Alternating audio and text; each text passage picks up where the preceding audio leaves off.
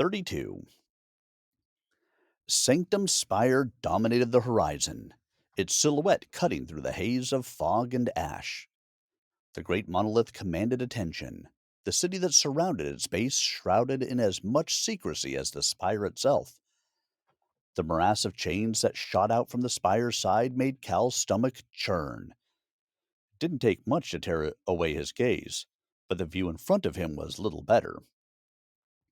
Leif sat transfixed by the horizon, his milky white eyes unmoving. A scruff of coarse white stubble framed a face that had sunken in too many places. His tunic billowed against his rake-thin frame. Leif, it's me. It's Cal.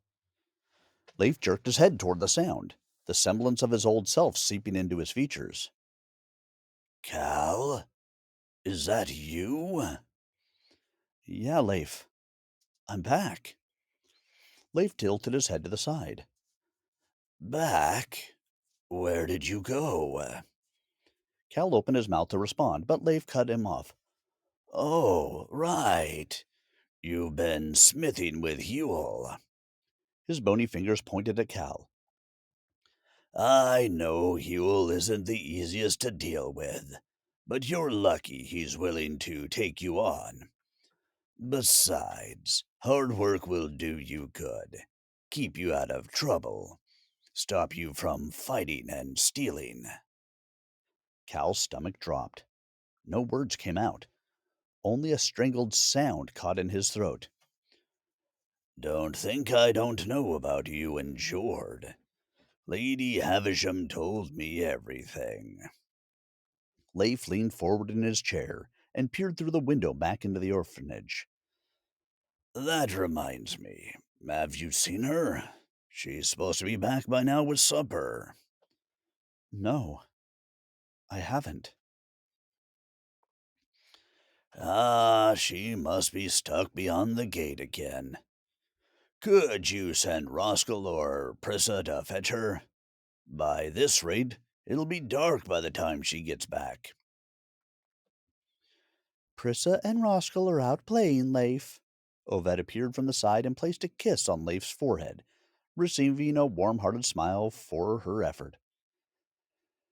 But don't worry, I'll be sure to fetch Lady Havisham for you. Ah, thank you, my dear. I just need to borrow Cal for a bit, okay? We'll be right inside. Leif's smile faded as he turned back to the horizon. Ovette took Cal by the hand and led him back inside. What's wrong with him? It's like he's stuck. He's been like that ever since I found him. Ovette kept her gaze on Leif, her voice soft. Bogdan was caring for him, sparing what he could, but he thinks everyone's alive. The Littles, Lady Havisham. He doesn't. He's happy, Cal. I don't want to take that away from him. He's been through too much. Besides, if we tell him the truth, I don't think his mind or body could take it. What do you mean? He's getting weaker every day. I don't think he has long left. Tears rolled down Ovette's cheeks as she spoke, but she didn't break her composure. Sit with him. I know it's hard, but he's been talking about you a lot lately. Almost like he knew you were coming back. Cal stared at Leif, his mind and body numb, moving only after Ovette gave him a gentle push toward the balcony door. He had no idea what to say as he sank back into the seat next to Leif. He wanted to confess everything, fighting for the rebellion, believing Ovette was dead, losing himself in the pain, fighting the Hand, the Lord Inquisitor, failing his friends, stealing from Prissa. Everything. He wanted so badly for Leif to listen and tell him how to fix things, how to put the world back together, or just tell him that it was okay. But all he could think of were the stories that Leif used to tell him about the brave warriors of Eudos's past, about the monsters they slayed, the princesses they saved, the people they protected. Cal felt nothing like those heroes. He'd thrown himself at a monster, but all it had done was harm the people that he loved, inciting the monster to take out its rage on the innocent. His nose tingled, his clasped hands trembled together in an attempt to hold on. But he failed. The dam broke. Sobs racked his body. His chest tightened as Shay's face flashed behind his eyelids. Quentin gripping Artie by the throat. His last words to Jord. I'm sorry, Cal. Leif said, the lilt of his voice surer than before. Cal looked up through bleary eyes. I tried my best to protect you from the world, from what it needed from you, what it would take from you. The milky film remained over Leif's eyes, but they held a lucidity to them that hadn't been there moments before. I can't imagine the things you've gone through, the things you've had to do to survive all these long years. Leif stretched out his hand and wrapped his skeletal fingers around Cal's. I'm so sorry. Cal threw his arms around Leif, careful of his fragility. The balcony door creaked. Ovette stood on the threshold, her cheeks flushed, eyes puffy. Leif! She choked as she too threw her arms around them both. She summoned her gift and pressed it against Leif's chest, but he pushed her hand away and shook his head. There's no need for that, my dear. Don't waste your strength on an old man like me. But Leif, please, let me. Leif held up his hand, cutting Ovette off. It's okay. I'm here now. He held them at arm's length, and they both remained still as Leif passed his hand over their features. Both gave him the time he needed to take them in as they were now. You've both grown so much. His proud smile crinkled the corners of his eyes. I've missed you both so much. So much. The firmness in his voice unsettled Ovette more than it did Cal, and he suspected that this clarity hadn't surfaced during her care. Leif's gaze drifted past them and out across the horizon, his smile vanishing. The dread. What is it? Cal asked, surprised to hear his own voice. A god. Or something close to it, Leif responded.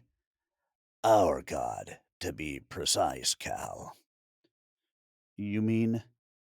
Yes, Cal. You, me, the Lord Inquisitor, your father. We're not from Eudos. Cal took the news better than he expected, although he couldn't tell if the dryness in his throat was from shock, tears, or the constant ash that clung to Igni's air. And my mother? She was the previous Gyfted. The one Cius and I found, back when I served as Lord Inquisitor. We appointed Corsius, your father, as her guardian. A wistful smile touched Leif's lips. They were inseparable from the moment they laid eyes on each other. Any notion of their differences was set aside. They were a beacon for what our two peoples could be. But the dread demands sacrifice, not service. You remind me so much of your father, always throwing yourself into danger for someone, be they Davin or Uden. It didn't matter to him. He was always ready to fight for what he believed in, ready to lay down his life for the ones he loved. Cal laced his fingers with Ovette's, but didn't look away, too afraid that if he took his off Leif for a second, he'd lose him again. I kept something of his for you, in my study.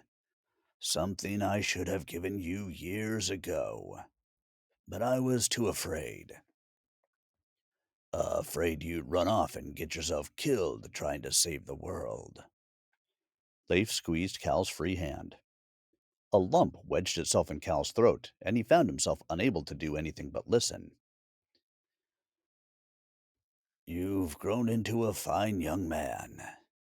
Promise me you'll never lose who you are. Leif's milky gaze shifted to Ovette. Both of you. Promise me.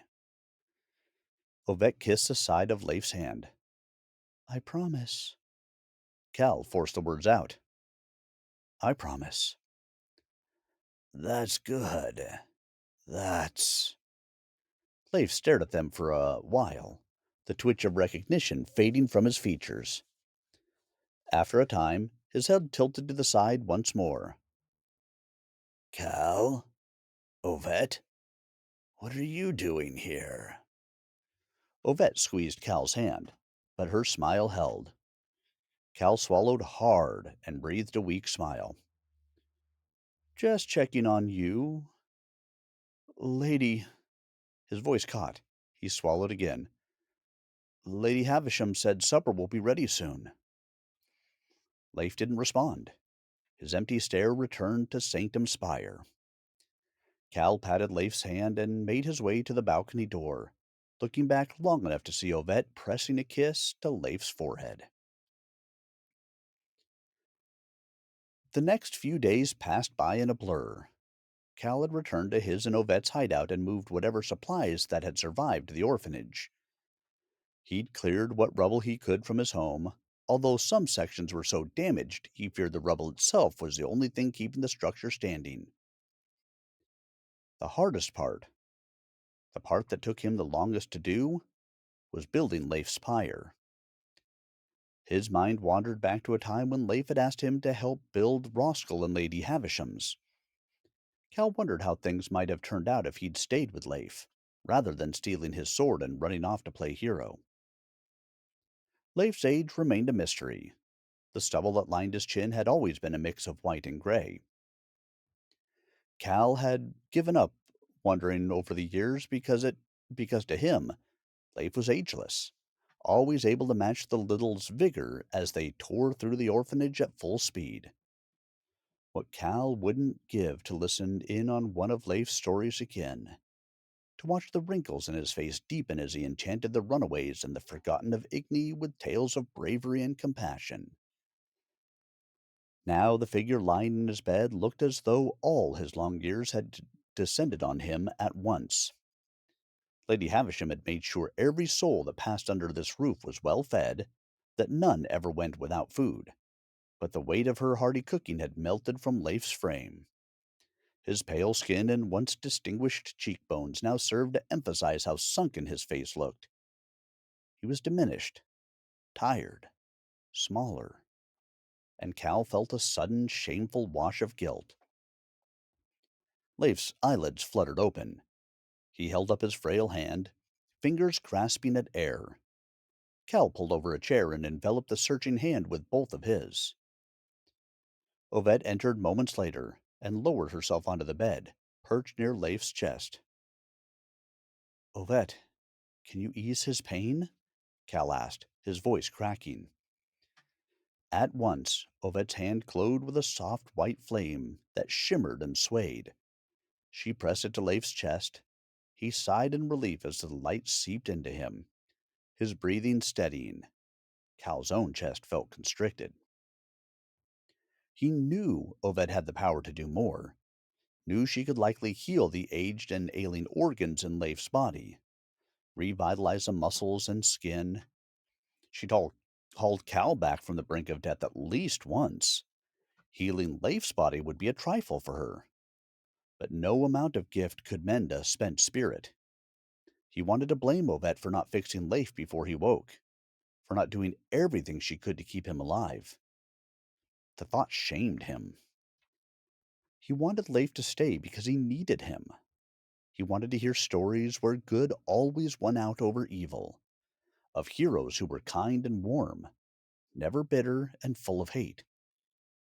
Cal wanted so much to blame Ovett, but he couldn't.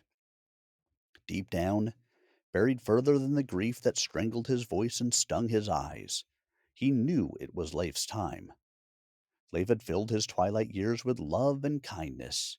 He'd shared the best of himself with everyone who'd passed through the orphanage's door. Trapped as he was in the illusion of an aged mind, Leif was surrounded by love. How could Cal take that away from him? Ovette's light dimmed, but she kept her hand placed on Leif's chest, unbidden tears rolling down her cheeks. "It'll be soon," she croaked, swallowing hard and trembling. Cal held Leif's hand close.